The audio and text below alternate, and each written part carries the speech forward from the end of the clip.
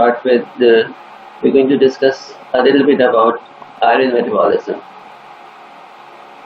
घंटी बज रही है कहीं से डिस्टर्ब कर रही है.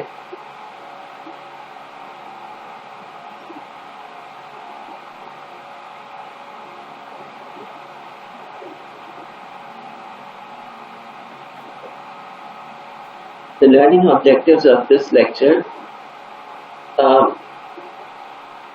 ये आवाज क्यों आ रही है मुझे?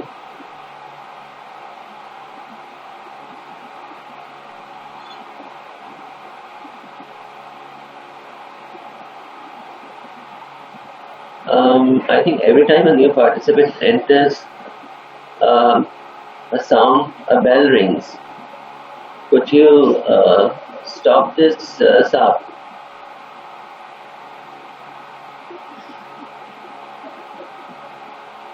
Because I cannot take the lecture in this environment.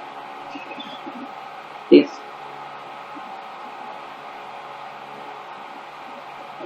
I'll take your questions afterwards.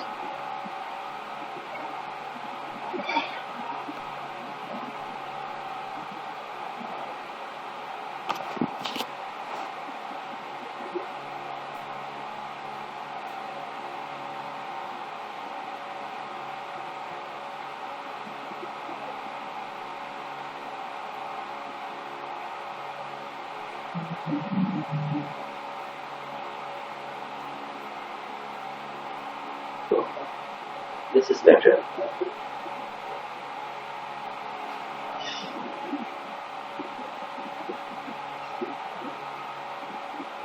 So the learning objectives of this lecture are to know the structure of hemoglobin. Many of you know the structure of hemoglobin, and you're going to study structure in detail in biochemistry. And we're going to study the formation of hemoglobin. Function is the topic of physiology, and then later on we're going to study the destruction of hemoglobin in relation to jaundice. And in between, because hemoglobin needs iron, so we're going to talk about iron metabolism. Let's quickly move on to the next topic.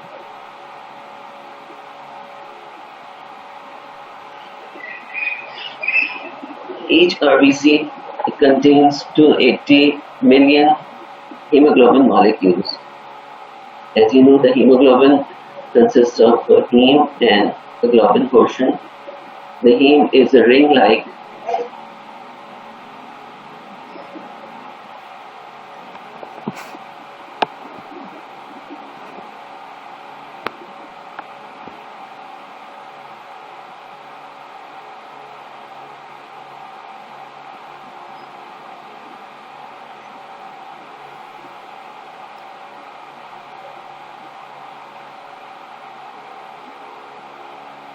So the heme is a ring-like non-protein pigment, and the globin portion, it has got 4 polypeptide chains, 2 alpha and 2 beta. The functions of hemoglobin, some of the functions you already know, but some you are going to discuss for the first time. One of the functions is that it carries oxygen from the lungs to the tissues. 98% of oxygen is carried by hemoglobin. Around 2% oxygen is carried in the dissolved form from the lungs to the tissues. So a major function of hemoglobin is to carry oxygen, and we're going to see how oxygen combines with hemoglobin and how it dissociates at the level of tissues, because it has to give oxygen to the tissues. The second function is that it also carries carbon dioxide from the tissues to the lungs. Around 23% of carbon dioxide is carried by hemoglobin, and that combination is known as carb-amino-hemoglobin. It's not carboxyhemoglobin. It is known as carb-amino-hemoglobin. Now there is another function which you may not be familiar with, and that is nitric oxide. The nitric oxide is released from the endothelial cells. I'm going to introduce another new concept for you, that the endocrine system is not just the consists of glands and the whole muscle that is considered now as an endocrine gland. The largest endocrine gland of the body is the muscles, which release certain cytokines, which are known as myokines. Adipose tissue release adipokines. And similarly, doctor Muzaffar आपकी आवाज बहुत slow आ रही है. Release endokines. One of the endokines is this nitric oxide. It has many functions. It has got an antiplatelet function, and it has got one more function which causes vasodilation. Now, but nitric oxide, just like hemoglobin, it also, just like oxygen, it also binds with hemoglobin. And at certain places, at certain circumstances, nitric oxide is released from the hemoglobin, and what it does is that it जी doctor Muzaffar whenever there doctor Muzaffar can you hear me? more blood is going to flow into the blood vessel, and the blood pressure is also going to rise, the blood flow is going to increase. So hemoglobin, indirectly, it also controls the blood flow and blood pressure. The last function of hemoglobin is that it acts as a buffer. It's a major buffer protein. It's present in the RBC, and the proteins are negatively charged, so it captures the positively charged hydrogen ions. You can see the equation down below.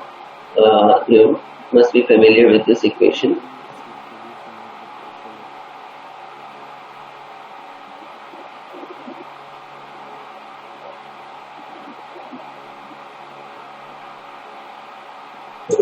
Ji doctor Muzaffar मेरी आवाज आ रही है आपको doctor Muzaffar? So, this equation, carbon dioxide combines with water in the presence of carbonic anhydrase to form carbonic acid. This dissociates into hydrogen ion and bicarbonate ion. Bicarbonate ion, it goes out of the RBC, and this hydrogen ion, it gets buffered by the hemoglobin. This plus, it combines with the minus of the protein of hemoglobin. So these are the basic four functions. We're going to discuss them in detail later on. But first, let's discuss the formation of hemoglobin.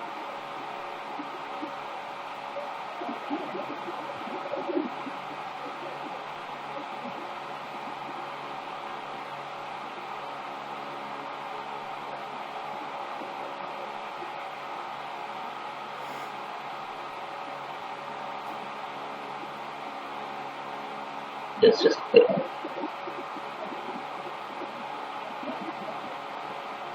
जी हो गया.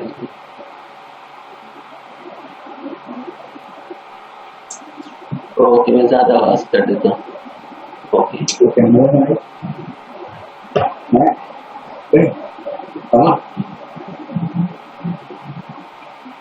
जी doctor Muzaffar आपको मेरी आवाज आ रही है?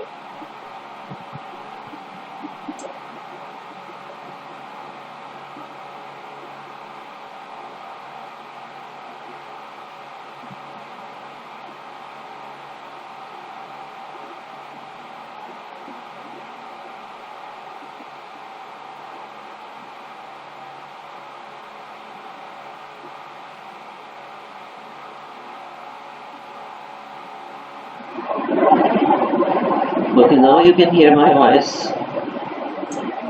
जी अब आवाज बेहतर है आपकी. Can you hear me? Is it okay? Yes, it is better now. Can you hear me?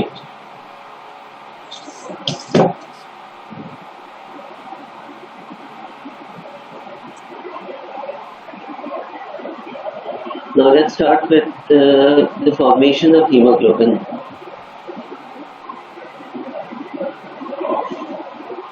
Hemoglobin formation, it starts at the stage of pro-erythroblast. I don't think you have started with hematopoiesis or hemopoiesis, which is the formation of red blood cells. When the red blood cells form, they pass through different stages, and one of the stage is pro-erythroblast. Blast means it is an early form. So hemoglobin formation, it starts in this stage and it continues throughout the stages. Even some hemoglobin is also formed in the reticulocyte stage, but no hemoglobin is formed in the erythrocyte. The erythrocyte has got a full capacity of hemoglobin, and how hemoglobin is formed, ये कैसे जाएगा?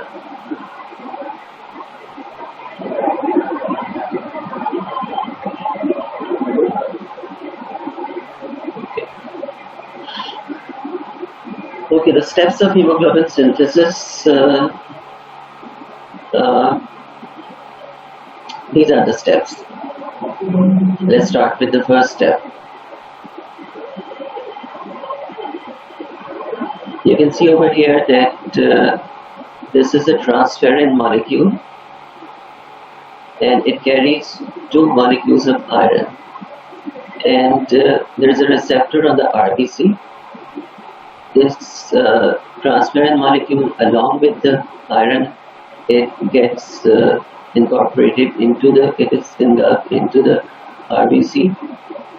It is captured by the RBC, and this transferrin, it takes the iron to the mitochondria, and then anti-transferrin molecule, it goes out. Iron, it enters the mitochondria, and 2 things are formed. Heme is formed in the mitochondria, globin part is formed in the cytosol, because you've got ribosomes, free ribosomes over here, which are making the globin chains, and you've got mitochondria over here. What happens over here is that in glycolysis, glucose is converted into pyruvic acid, then pyruvic acid then enters the mitochondria, the outer part, and it is converted into acetic acid, and from acetic acid it is changed into succinyl-CoA in the Krebs citric acid cycle. Please remember 3 things in glucose metabolism. I'm going to tell you several things in between. Glucose metabolism, glycolysis, it occurs in the cytosol. Krebs citric acid cycle occurs in the mitochondria. Oxidative phosphorylation occurs in the mitochondria. So with Krebs citric acid cycle, you get succinyl-CoA. 2 molecules of succinyl-CoA combine with 2 glycine molecules and form a pyrrole ring. You can see a pyrrole ring. 4 pyrrole rings, they combine to form protoporphyrin 9. This is protoporphyrin 9. And in the center of this protoporphyrin 9, an iron group is attached. So every heme has got 1 iron attached. Then every heme attaches with 1 globin chain. So you've got 2 alpha chains, 2 beta chains, and they form hemoglobin A. What about the hemoglobins which are formed earlier on? And let's see. The normal percentage of hemoglobin, if you test our blood, the normal percentage of hemoglobin A is 95 to 98%. Hemoglobin A2 is 2 to 3%, and hemoglobin F is 0.8 to 2%. What are these? Hemoglobin A means that it has got 2 alpha chains and 2 beta chains. Where is hemoglobin A?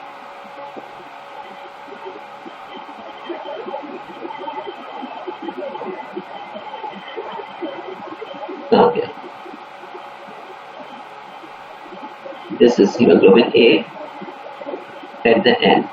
You can see over here at the end, this is hemoglobin A. 2 alpha genes and 2 beta genes. Hemoglobin A2 is 2 alpha genes and 2 delta genes. Hemoglobin F is 2 alpha genes and 2 gamma genes. In all of these cases, you can see that the alpha genes are same. The only change is in the gamma gene or the delta gene or the beta gene. Progressively, more and more beta genes are formed and they join together with alpha genes.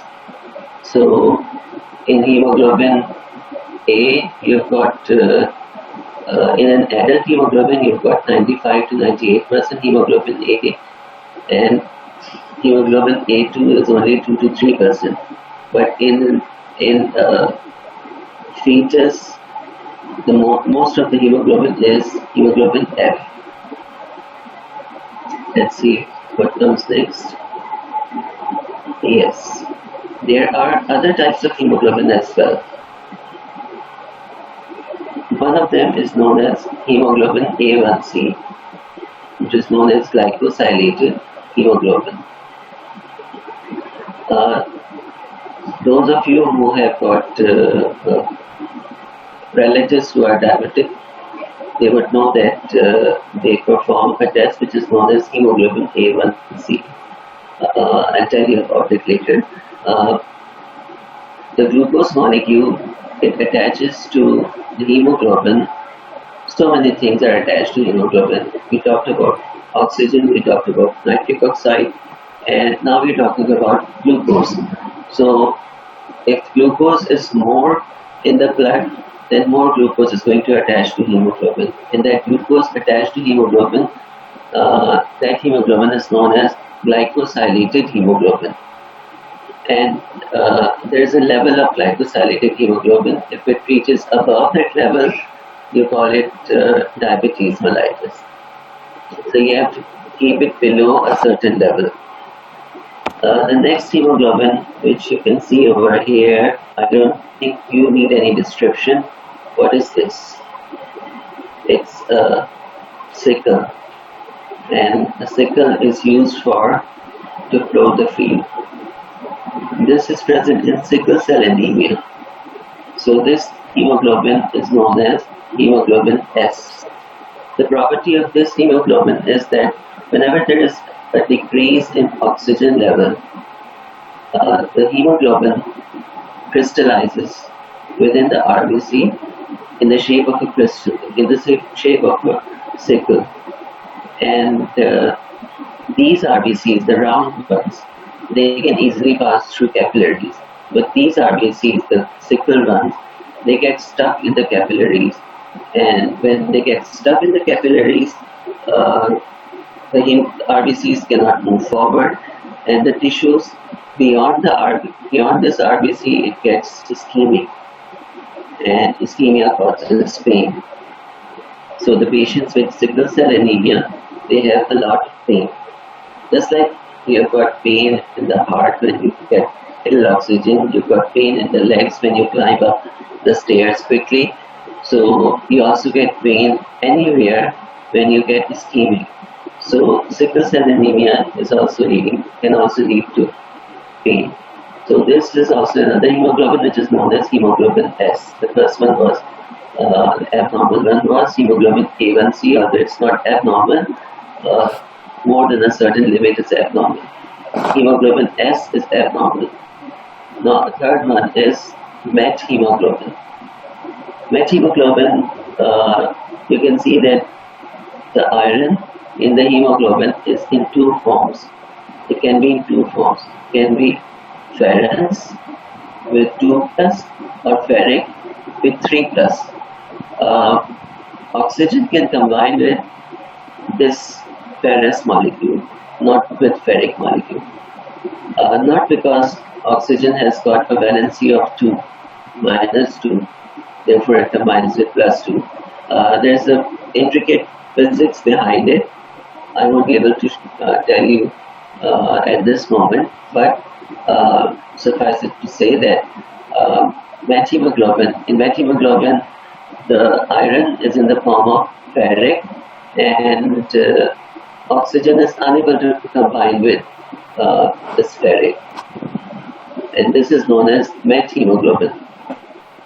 And you do have some amount of methemoglobin in the blood, which is normal.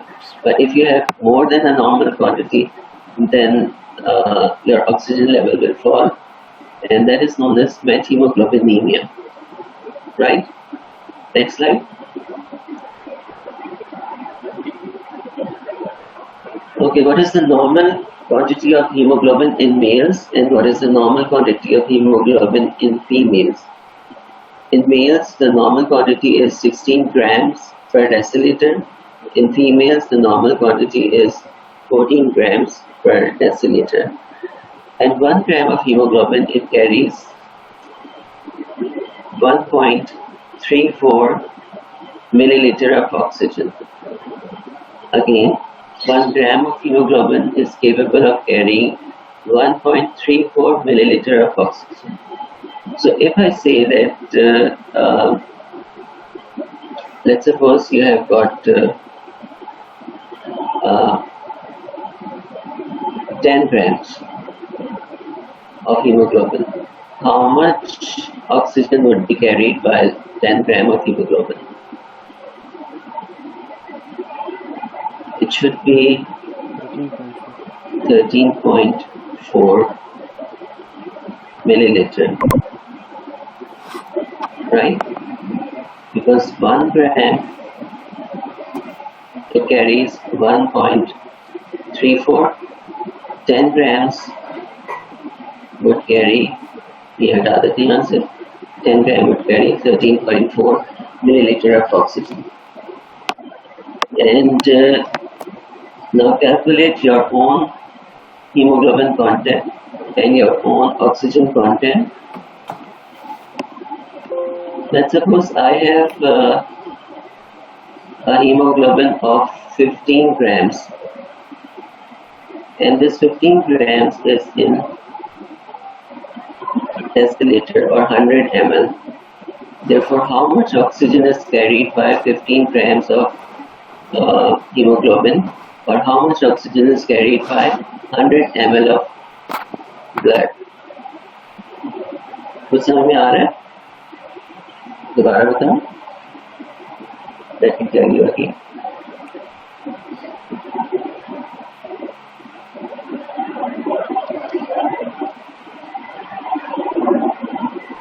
One gram, it carries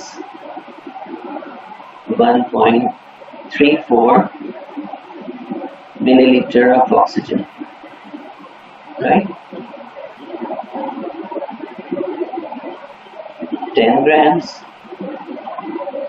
would carry 13.4 milliliter of oxygen. And if I have 10 gram of hemoglobin per deciliter. Deciliter means 100 ml. So in each 100 ml of blood, I have got 10 gram of hemoglobin. So in each 100 ml of blood, I am carrying 13.4 milliliter of oxygen. This is going to come in your exam. Okay. Now let's talk about iron metabolism. Then we'll talk about the rest of the thing.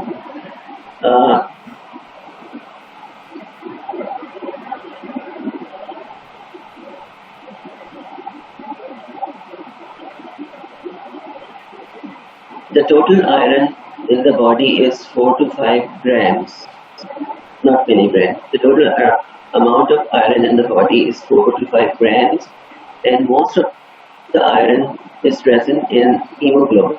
65% of iron is present in hemoglobin, and around 15 to 30% of the iron is present in the storage form, and of the storage form also good pointer.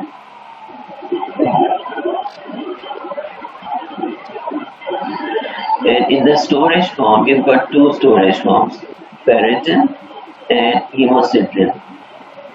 2/3 of the storage form is ferritin, 1/3 of the storage form is hemocitrin.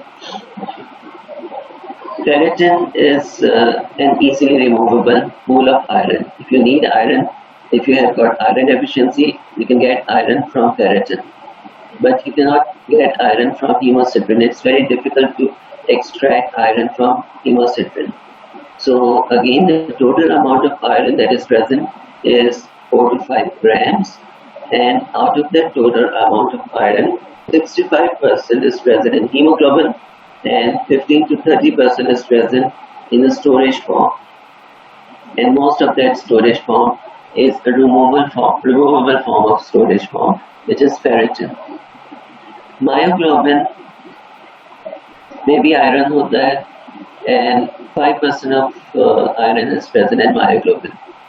Do you know what is the difference between myoglobin and hemoglobin? Myoglobin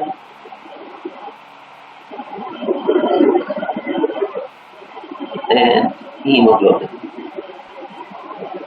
Myoglobin has got one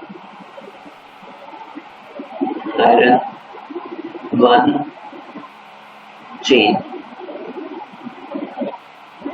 Hemoglobin has got 4 iron molecules because it has got 4 chains. This is one of the major differences. And another difference is that myoglobin is it's present in the muscles, hemoglobin is present in the blood, but myoglobin is for storage of oxygen. Hemoglobin is for the release of oxygen. Now when something stores oxygen, it won't be able to release it with ease. So it's difficult to extract oxygen from myoglobin, but it's easy to extract oxygen from hemoglobin. So these were the differences between myoglobin and hemoglobin. It's easy to extract oxygen from hemoglobin. It's difficult to extract oxygen from myoglobin because you need oxygen in times of muscular activity. So you need a store of oxygen, ready store of oxygen over there. And iron is also present in every cell of the body because every cell has got intracellular enzymes such as cytochrome, oxidase, peroxidase, catalase. Now coming to the requirement of iron, how much iron do you need? We basically need around 1 milligram of iron per day. The pregnant women, the males need 1 milligram of iron, and females they may need 2 to 3 milligram of iron per day because of menstruation. And pregnancy and lactation can increase the iron requirement to 5 to 6 milligrams per day. But the drawback is that you can only absorb 3 to 4 milligram of iron per day. ये जो इतने सारे टिक्के और बिरयानी खाते हैं शादियों में, you can only absorb only 3 to 4 milligram of iron. Where's my video?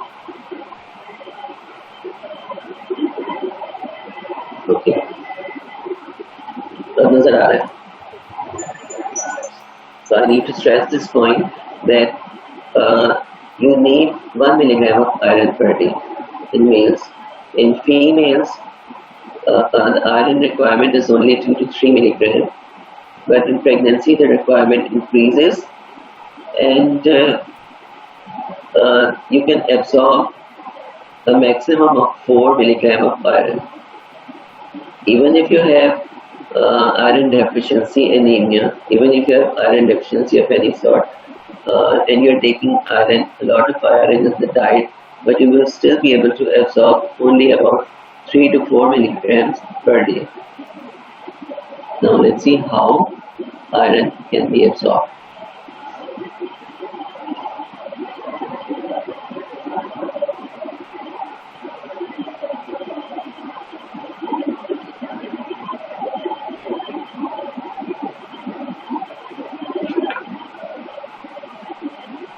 Okay,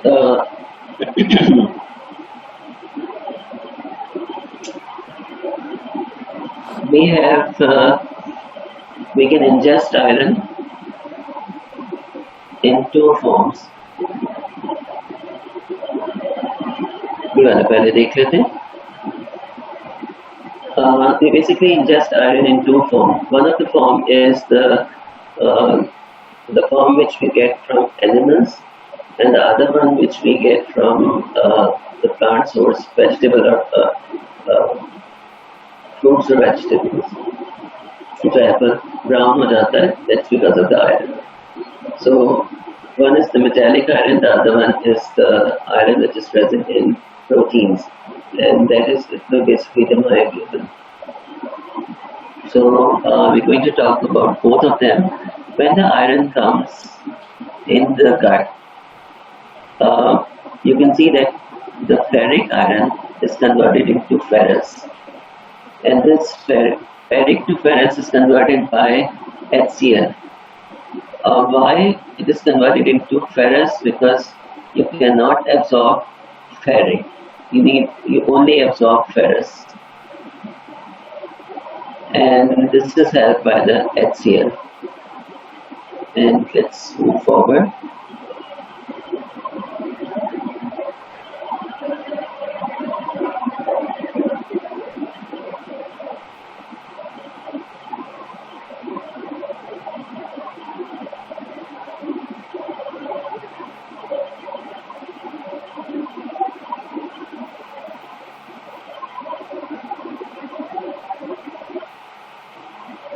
Okay. Now we come to four things about iron. On the upper left corner, you have got absorption of iron. Upper right corner, you've got regulation of iron.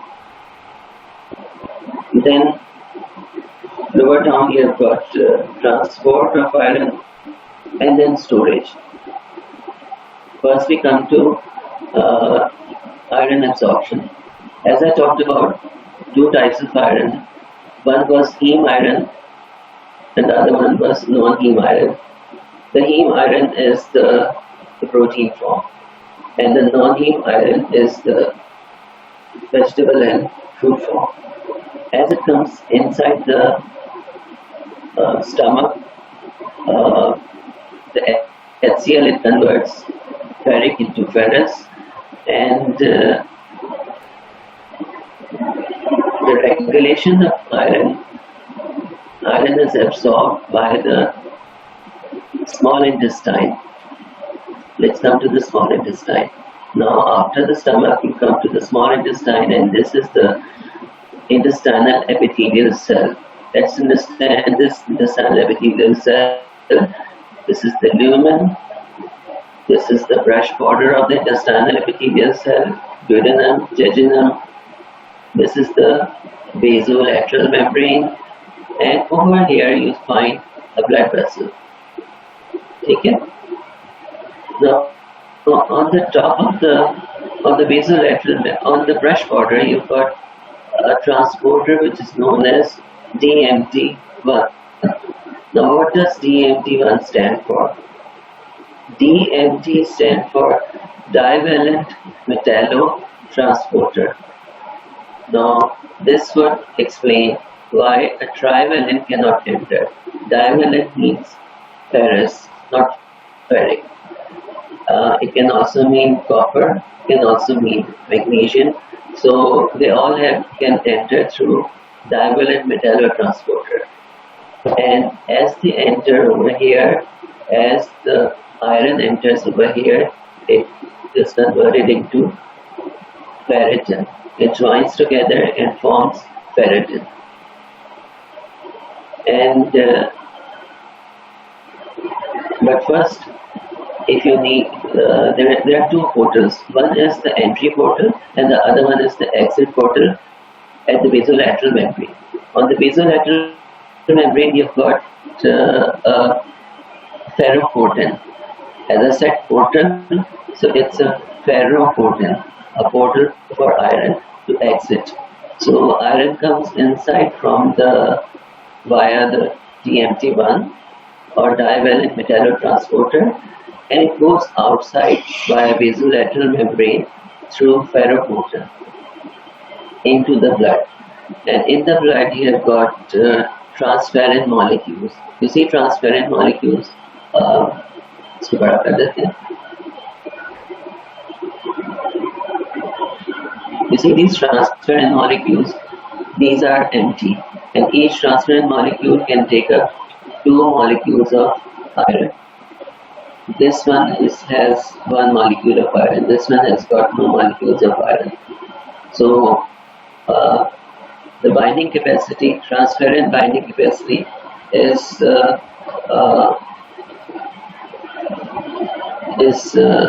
high in this case. If you've got no iron and all the transparents are empty, then the transparent binding capacity is high. If all the transparent molecules are filled up with iron, then transparent binding capacity is low. This is just like your classroom. If the classroom is empty or a few seats are occupied and many seats are empty, so your binding capacity is more. But if all of the seats are filled or most of the seats are filled by students, then the binding capacity is less.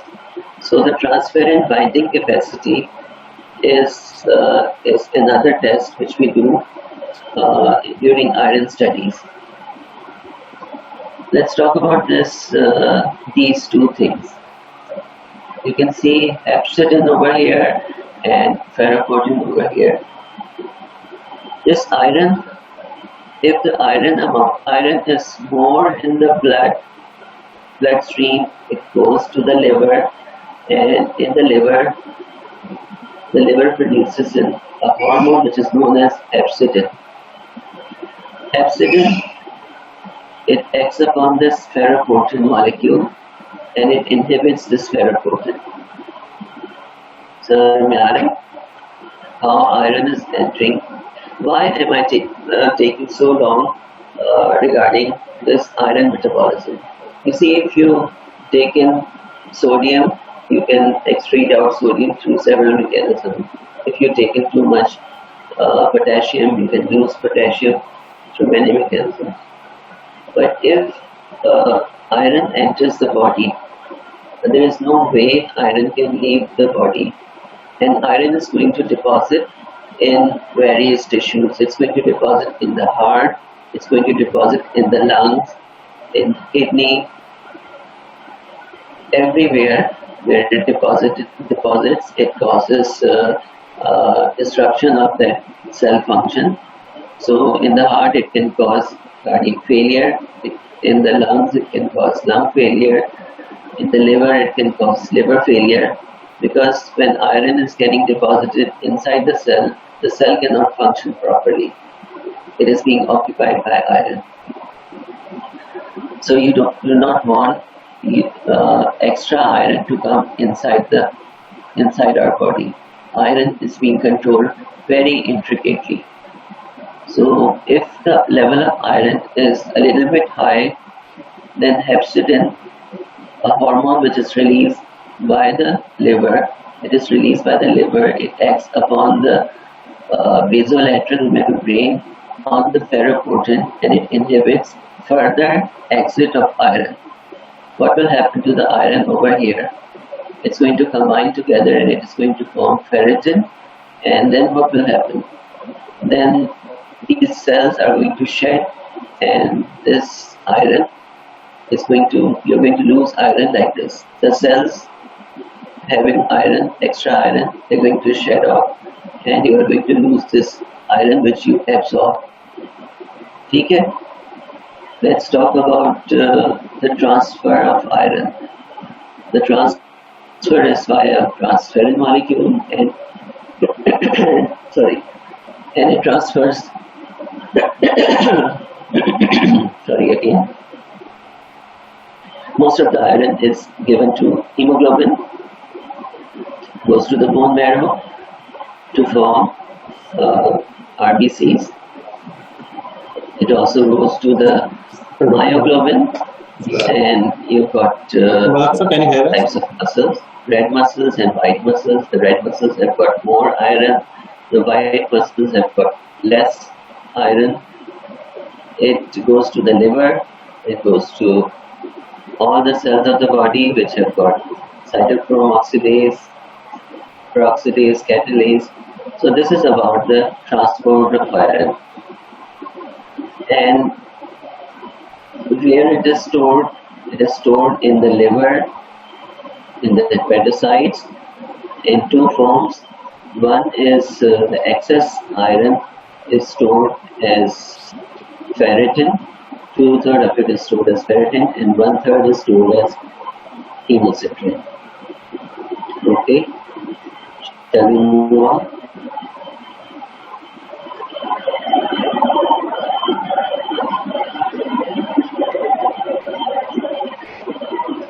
Okay, ये वाली slide जो है, this slide, I just need to tell you one thing about this slide, that the RBC has got several enzymes, and one of the enzymes is glucose 6-phosphate dehydrogenase, and this glucose 6-phosphate dehydrogenase, it allows the iron to remain in the ferrous form. It prevents the iron to form methemoglobin. methemoglobin कब होता है?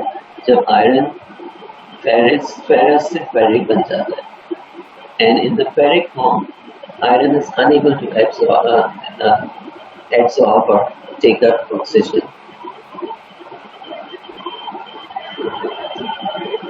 Now tell me the answer.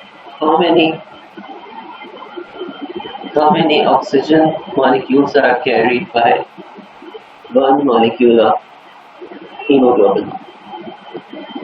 Of course, 4 molecules of oxygen. नजर नहीं आ रहे तो लोग आ जाते हैं. Okay, how many oxygen molecules are carried by one molecule of oxygen? The answer is 4. Then you may be asked how many atoms of oxygen are carried by one molecule of oxygen. The answer would be 8 atoms.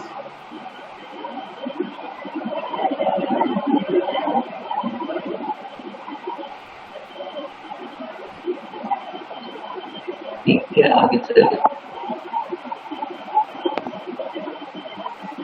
Okay, 98.5% of oxygen is trapped inside the RBC, and basically this concept is discussed in more detail when you study respiratory system. But one thing you should be clear in mind, that if you have got one oxygen molecule attached to hemoglobin, then hemoglobin is saturated. If 2 oxygen molecules are attached, then the hemoglobin is 50% saturated. And if all the oxygen molecules are attached, then hemoglobin is fully saturated. And one more thing, if you take a balloon, a new balloon, and you start to blow up on the balloon, so it's difficult in the beginning, but later on, as the balloon fills up with air,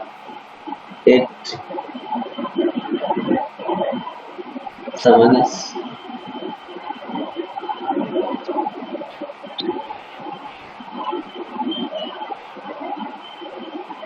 hello. वालेकुम जी जी जी मेरी आवाज आपको आ रही है? इसमें तो आ रही है, फोन में आ रही है. नहीं वैसे डायरेक्टली इस पे मीटिंग पे ठीक है can you hear me from laptop से आवाज आ रही है आपको? नहीं, लैपटॉप की आवाज नहीं, वो मैंने अच्छा, उसको म्यूट कर दी थी। हाँ, उसको वॉल्यूम बढ़ा लीजिएगा। तो वो जो स्टूडेंट्स हैं फिर मैं इनको अनम्यूट का ऑप्शन दे देता हूँ, तो कुछ क्वेश्चन पूछना चाह रहे हैं तो आपसे। अभी तो लेक्चर खत्म भी नहीं हुआ। अच्छा ठीक है, वो असल में इनको कुछ और ये कह रहे हैं कि इनकी शायद एक नेक्स्ट मीटिंग और भी आ रही है, तो एक तो ये चाह रहे थे कि थोड़ा सा क्विकली फिनिश कर लें तो फिर ये क्वेश्चन आंसर करते हैं। अभी थोड़ा सा लेक्चर रहता है। ठीक आप कंटिन्यू। हाँ बिल्कुल।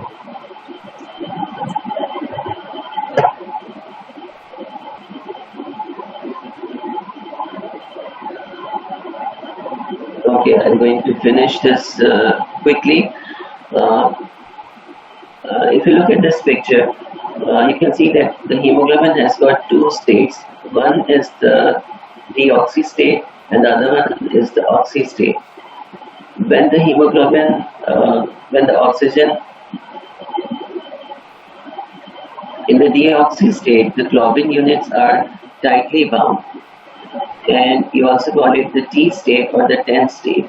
And in this state, there is decreased oxygen binding, and as oxygen molecules start to enter the hemoglobin gets a bit relaxed, more and more relaxed, and you call it the R state. So the hemoglobin has got T state and R state. In the T state, there is decreased oxygen binding. In the R state, there is more oxygen binding.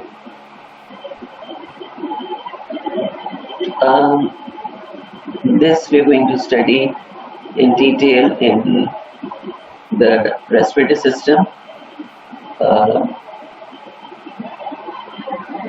Let's finish this first, hemoglobin breakdown. And the hemoglobin is broken down into globin and heme. The globin is used to synthesize other proteins. It is broken down into amino acids and it is reused to synthesize other proteins. The heme is converted into protoporphyrin and then biliverdin. As you can see the color, bilirubin. So bilirubin is yellow in color, and if there is too much hemoglobin being broken down, then you might have, and the liver is not able to handle it, then you may have jaundice. So this bilirubin, it enters the liver and it is secreted in the bile. In the bile, you've got two things, bile pigments and bile salts. These are two separate things. Bile salts are for fat digestion. Bile pigment is a waste product of hemoglobin metabolism. And in the small intestine, the bacteria convert bilirubin into urobilinogen. And the urobilinogen is then converted into, most of it is excreted as such as stercobilin, which gives the yellow color, and some of the urobilinogen is reabsorbed, and that reabsorbed urobilinogen is converted into urobilin, and it is secreted in the urine, which gives the yellow color to the urine. And what happens to the iron? The iron is, it goes to the storage sites, and it is reutilized in the bone marrow to form new hemoglobin. And that finishes the question. Now, if you have any questions, I'm going to unmute. Okay. Okay. Do you have any questions? जी doctor Muzaffar, मैंने option दे दिया students को, they can unmute themselves and they can ask questions. Okay. Hello, Assalamualaikum. Walaikum assalam. Sir, I have a question related to hemocysteine storage form of iron. What is the question? is that why hemosiderin is bad for our body, as it causes different diseases like diabetes mellitus and bone deformities, etc., and not ferritin. Hemosiderin doesn't cause diabetes. Diabetes has got different reasons.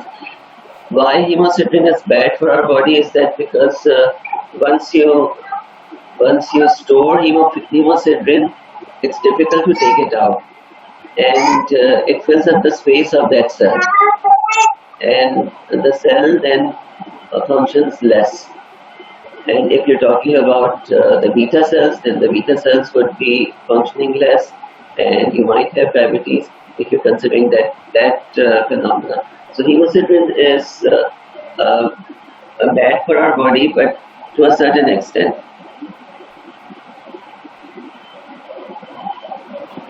All right, thanks. Okay, any other question? Assalamualaikum. Walaikum salam. Sir, Okay. sir, myoglobin. hello. Okay, this myoglobin के बारे में पूछ लेते हैं पहले क्या पूछ रहे सर मायोग्लोबिन और हीमोग्लोबिन की ऑक्सीजन एफिनिटी दोबारा एक्सप्लेन कर देंगे? You know about fetal hemoglobin, right? Fetal hemoglobin has got a very high oxygen affinity. Similarly, myoglobin also has got very high